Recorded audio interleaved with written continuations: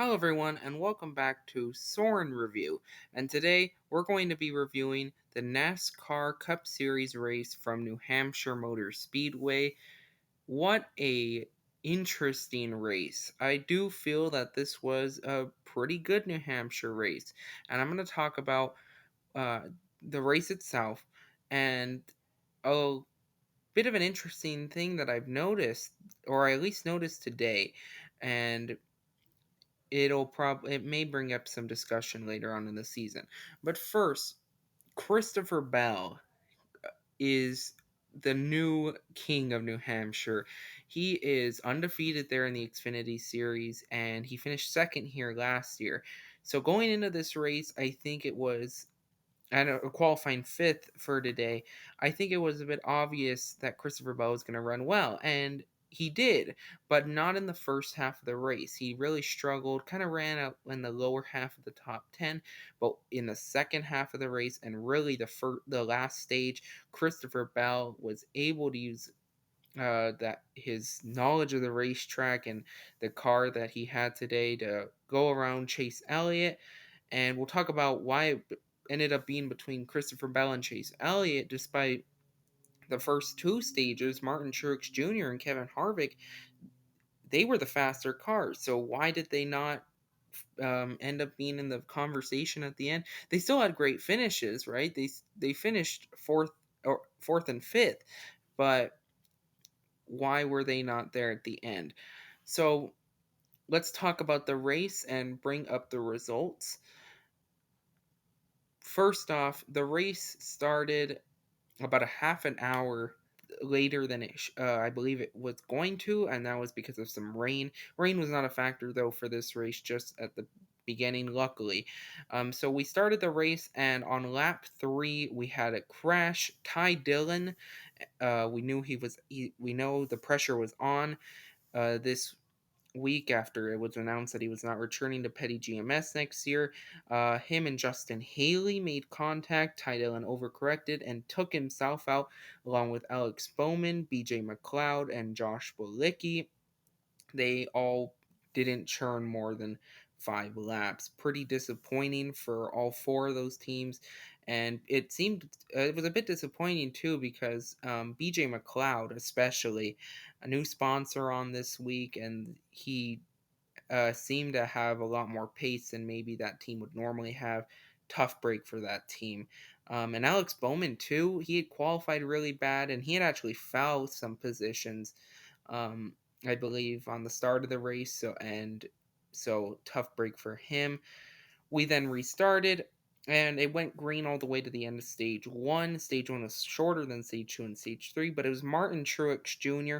who led the entire first stage. He was very dominant early on in this race. He looked to be the car to beat. We restarted. Stage two was really the craziest stage in terms of crashes and cautions. Kyle Busch spun out on the restart.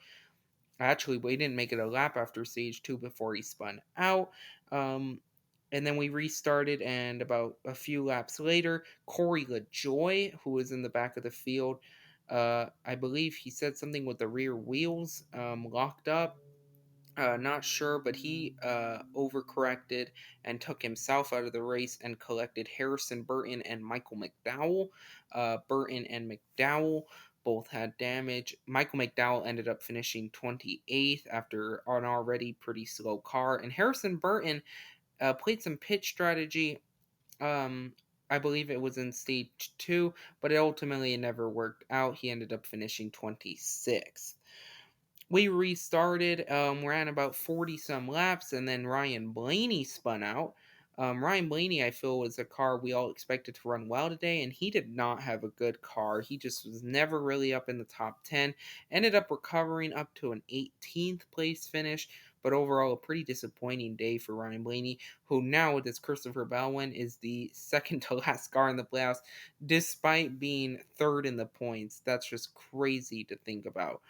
Um, we restarted. Chase Briscoe later spun out, and then we restarted again, and Kyle Busch spun out.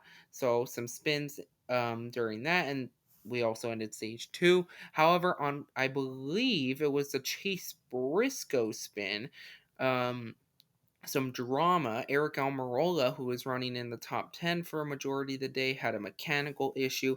I believe they did come back onto the track, but 19 laps down, ended up making him finish 31st. Ultimately, just a not a good, uh, tough luck for Eric Almirola, who needed a win today. Um, Along with that, Austin Dillon, who no one really knows why, ran into the side of Brad Keselowski, and they both had contact. And Brad Keselowski ran Dillon to the grass. This was all under caution. A bit confusing as to why after the race.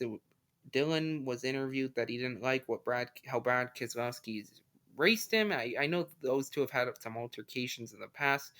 Not sure what happened today though. I think from when I watched the replay, Brad kind of made it 3 wide on one of the restarts and almost put Austin Dillon in the wall.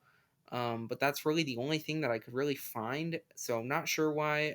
Brad Keselowski said it was very hot in the car and tempers flare. So not sure about that. We'll see if that develops to be anything later on.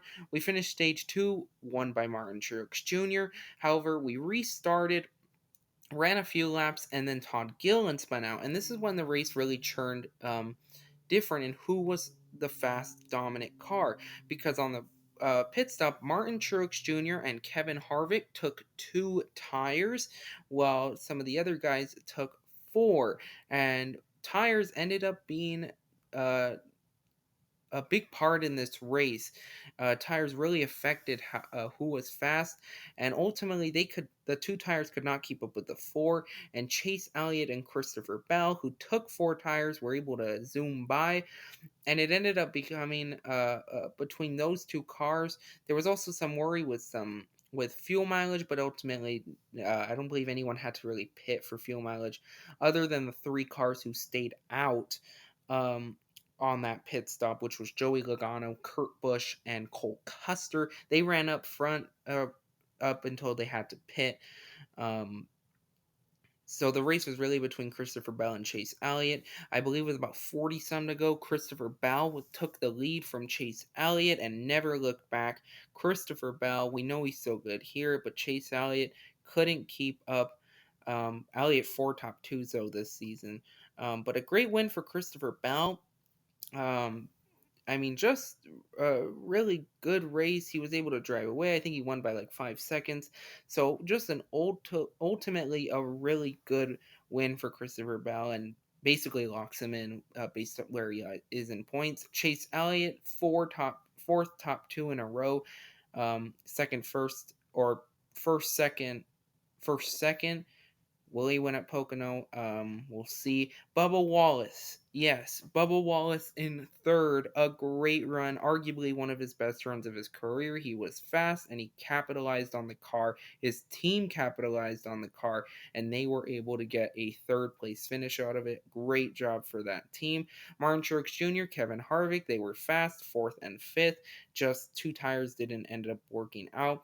Denny Hamlin, we knew he's been fast in New Hampshire, and he comes home with a 6. Brad Keselowski, we talked a little bit about him. He was really fast today. It just ultimately never worked out for him in track position. He comes home with a top 10 though. The Trackhouse cars 8th and 9th, just in fast overall, but not winning pace by either of them. Kurt Busch pitted with about 32 to go. I could be wrong on the number. He that ends up paying off for him. He ends up driving all the way from the back, unlapping himself to grab a 10th place finish. Steals it from William Byron, who's not listed. He's in 11th. Byron will have to go another year without uh, getting a top 10 in New Hampshire. Other notables: Kyle Busch, 12th after spinning twice.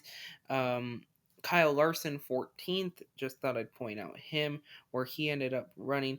As for Joey Logano, he had to pit. He ended up pitting, stretching out as far as he could. 24th place finish for him. Custer, 27th place finish. Austin Dillon, also pitted due to a loose tire. He comes home 23rd. Overall, a pretty solid race. And the point I wanted to bring up, as I mentioned earlier in this video, This race was a flat oval similar to Phoenix and Gateway, but unlike Phoenix, I thought this race was a lot more similar to Gateway. I think these guys are starting to get a lot more acclimated to how to pass with this diffuser. Um, Not sure if we should still get rid of it. Overall, though, I think it was a solid race for New Hampshire, and I think it really showed. It was really interesting because some guys could pass. It showed that this track doesn't need PJ1 to put on a good show. Overall, I give it a 8 out of 10.